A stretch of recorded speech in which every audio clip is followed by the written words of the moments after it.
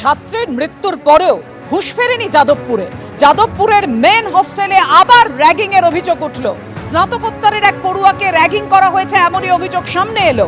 অভিযুক্তের বিরুদ্ধে দলবল নিয়ে আটকে রাখার অভিযোগ।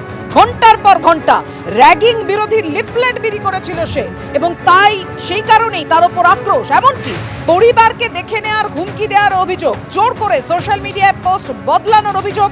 কমিটি করে তদন্তের নির্দেশ যাদবপুর বিশ্ববিদ্যালয়। আপনারা জানেন 2023-এর অগস্ট মাসে র্যাগিং এর জেরে এক ছাত্রের মৃত্যুর ঘটনার অভিযোগকে কেন্দ্র করে তোলপাড় হয় গোটা রাজ্য। তারপরেও ছবিটা যে এতটুকু বদলায়নি তা আজকের ঘটনাতেই ফের প্রমাণ হলো।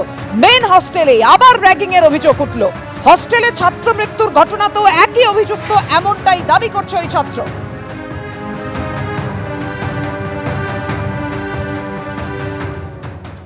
ব্যাপারটা হয়েছে বেসিক্যালি যে আমি আমার এক জুনিয়রের সাথে ওই দিনকে কথা বলতে যাই মেন হোস্টেলের মধ্যে। আমি বোর্ডার নই, আমি প্রথমেই বলে দিলাম আমি বোর্ডার নই। খানিকক্ষণ কথাবার্তা হওয়ার পরে আমার যে জুনিয়র সে আর কি বেরিয়েছিল কিছুক্ষণের জন্য, সে যখন ফিরে আসে তার সাথেই এই পুরো দলবলটি আসে, এই পুরো গ্যাংটি আসে, এবং তারপরেই বেসিক্যালি এই পুরো প্রক্রিয়াটা শুরু হয়। র্যাগিং নেওয়া যেটাকে বলে আর কি, সেই র্যাগিং নেওয়ার প্রক্রিয়াটা পুরো শুরু হয়। আমি আসলে 9th অগাস্টের ঘটনার পর থেকেই এই র্যাগিং বিষয়টা নিয়ে ক্যাম্পাসের মধ্যে সরব ছিলাম এবং এখনও আছি। তো সেইটার কারণে পূর্ব কিছু আক্রোশ, পূর্ব কিছু জমে থাকা রাগ অনেক দিন ধরেই একটা আমার উপরে বের করার একটা সুযোগ ওরা খুঁজছিল। তারপরে তারা আমাকে অকথ্য ভাষায় গালিগালাজ করা শুরু করে। সেই গালিগালাজের ডিগ্রি সেটা আমার মা বাবা অবধি পৌঁছে যায়, আমার পরিবার অবধি পৌঁছে যায়। পূর্বে একটি ফেসবুক পোস্ট ছিল এই র্যাগিংয়ের ঘটনা সংক্রান্ত এবং এই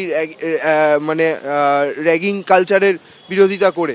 তো সেই পোস্টটির প্রেক্ষিতে ওরা আমাকে একটি ক্ষমা চাওয়ানোর পোস্ট লেখায় যে এই পোস্টটিতে আমি যা যা লিখেছি সেগুলো অ্যাকচুয়ালি আমি না জেনে লিখেছি, এরকমটা আমাকে জোর করে লেখায়। ফেসবুক পোস্টে যদি আপনি দেখেন তাহলে এটা দেখতে পাবেন যে ওই লিফলেট বিলি করার সময় আমার সাথে এইবারের ঘটনার যে অভিযুক্ত তার তখনও একটা বচসা হয়, যেখান থেকেই তার মনে এই রাগটা তৈরি হয়।